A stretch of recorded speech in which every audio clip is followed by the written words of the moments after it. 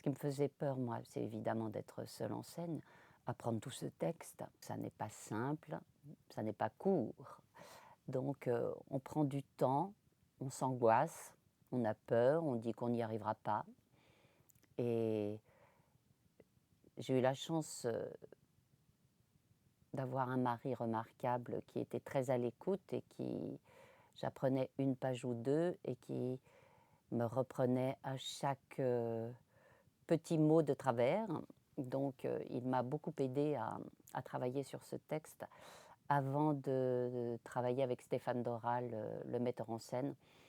Et j'ai pas tout appris d'un coup, hein. J'ai commencé, à apprendre quelques pages qu'on a répétées.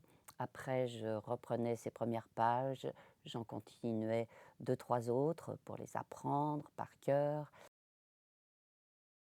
Il arrive de nous tromper sur scène, hein, nous ne sommes pas des robots.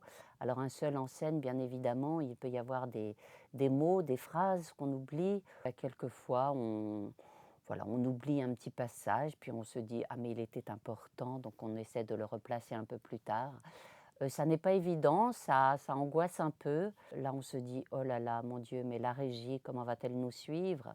On a une petite pensée pour elle et puis on revient vite se concentrer sur notre rôle et on se rend compte que finalement, le fil conducteur, on le tient toujours et puis on arrive, à l'issue du spectacle sans encombre, malgré tout.